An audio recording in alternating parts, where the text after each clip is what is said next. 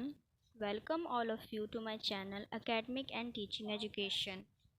आज हम देखेंगे डीएलएड के सिलेबस के बारे में।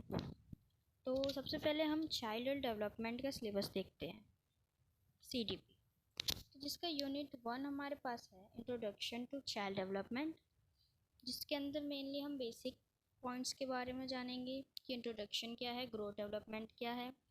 ग्रोथ एंड डेवलपमेंट दो अलग चीज़ें होती हैं, इसके कंपैरिजन के बारे में जानेंगे, कंसेप्ट जानेंगे चाइल्ड डेवलपमेंट का, knowledge and understanding of child development, stages होते हैं चाइल्ड डेवलपमेंट के, जैसे कि आप आगे पढ़ेंगे पियाजे-वाइगोट्स्की के बारे में। तो अलग अलग स्टेजेस के बारे में जानेंगे, एस्पेक्ट्स जानेंगे, नेचर और प्रिंसिपल्स भी होते हैं चाइल्ड डेवलपमेंट के, और हेरिडिटी और इन्वायरमेंट। जैसे आप सबको पता है कि हम सब हेरिडिटी, हमारी जो जेनेटिक्स है उससे बहुत कुछ लेते हैं और हमारे इन्वायरमेंट से भी बहुत कुछ सीखते हैं। इसके बारे में जानेंगे मेथड्स, और हमारे कुछ मेथड्स होते हैं चाइल्ड डेवलपमेंट के, जो कि इंटरव्यू मेथड है, reflective diary method, observation method, इसी तरह के हमारे कुछ मेथड्स होते हैं, इसके बारे में जानेंगे। उसके बाद दूसरा सब पॉइंट है डेवलपमेंटल टास्क, जो हमारे डेवलपमेंट टास्क होते हैं, क्योंकि हमें डेवलपमेंट के लिए कुछ टास्क दिए जाते हैं, और वो टास्क जो है वो हेवन हर्स्ट के द्वारा हम पढ़ेंगे कि उन्होंने क्या क्या दिए हैं, जिसमें इंट्रोडक्शन होगा पहले, उसके बाद फैक्टर अफेक्टिंग, देन स्टेज, उसके बाद लास्ट हम जानेंगे कि रोल क्या है पेरेंट्स और टीचर्स का। हमारे जो डेवलपमेंटल टास्क हैं उनको मास्टरी करने के लिए, बच्चे के अंदर मास्टरी करने आनी है, पर उसके लिए रोल क्या है टीचर्स और पेरेंट्स का, वो जानेंगे।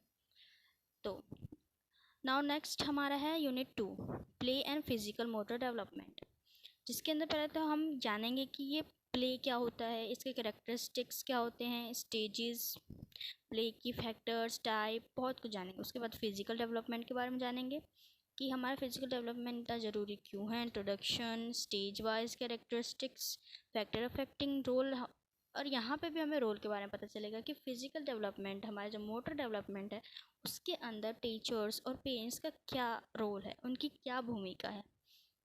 उसके बाद है मोटर डेवलपमेंट की, और यहाँ पर पता चलेगा फिजिकल डेवलपमेंट और मोटर डेवलपमेंट दोनों के अलग बारे में, और उनकी जो डेफिनेशंस है वो थोड़ी सी अलग होती है। इसके ना मोटर डेवलपमेंट के इंट्रोडक्शन के बारे में पता चलेगा, principles, characteristics, stage wise characteristics, aspects.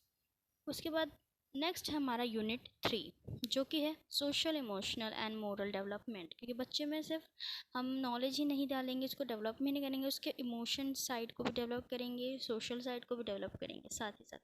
इसके साथ है इमोशनल डेवलपमेंट। सबसे पहला हमारा इमोशनल डेवलपमेंट, इसका इंट्रोडक्शन जानेंगे कि इमोशन क्या होता है, इमोशनल डेवलपमेंट क्या होता है, इसके स्टेजेस, कैरेक्टरिस्टिक्स जानेंगे, फैक्टर्स जानेंगे, रोल, और यहाँ पे भी हम रोल जानेंगे, क्योंकि मेनली यहाँ हम पढ़ते हैं कि हमें रोल का पता होना चाहिए, टीचर्स पेरेंट्स का हर एस्पेक्ट्स पे क्या रोल है उनका।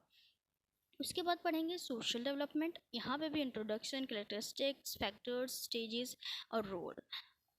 उसके बाद है मोरल डेवलपमेंट, जहाँ, और यहाँ पे भी सेम है, बट मोरल डेवलपमेंट जैसे आप सबको पता है यहाँ पर पियाजे की थ्योरी आ जाती है मोरल डेवलपमेंट की, क्योंकि पियाजे ने एक छोटी सी थ्योरी दी थी मोरल डेवलपमेंट पर भी, क्योंकि पियाजे की थ्योरी हम सिर्फ स्टेजेस के बारे में जानते हैं, स्टेजेस क्या है, पर उन्होंने डेवलपमेंट के बारे में भी कुछ कहा था, वो यहाँ हम पढ़ेंगे। उसके बाद है लॉरेंस कोलबर्ग। लॉरेंस कोलबर्ग ने मेन थ्योरी उनकी थी मोरल डेवलपमेंट पे, जो कि हम यहाँ पढ़ेंगे, और इससे क्वेश्चंस भी आते हैं एग्जाम को लेकर। उसके बाद रोल्स जानेंगे, उसके बाद role of peer eight adolescent stage.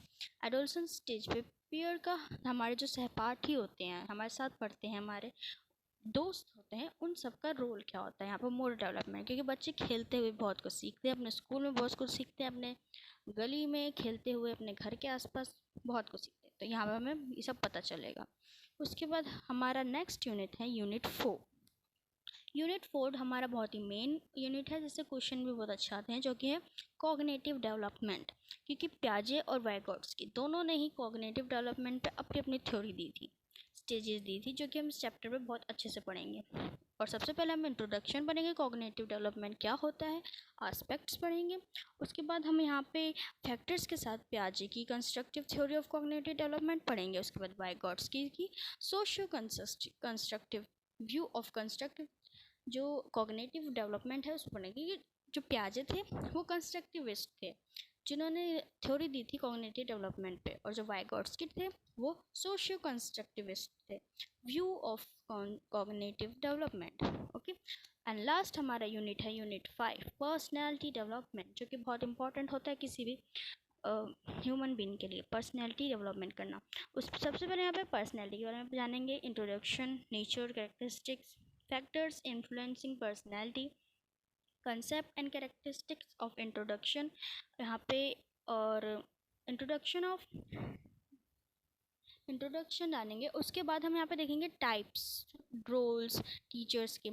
यहाँ पे हमें पता चलेगा कि ये डिफेंस मैकेनिज्म क्या होता है, इसके रोल क्या है, हमें क्या कितने टाइप्स के होते हैं और हम ये करते हैं पर हमें पता भी नहीं हम डिफेंस मैकेनिज्म हम करते हैं और हमारे अंदर होता है, ये बहुत कुछ जानेंगे।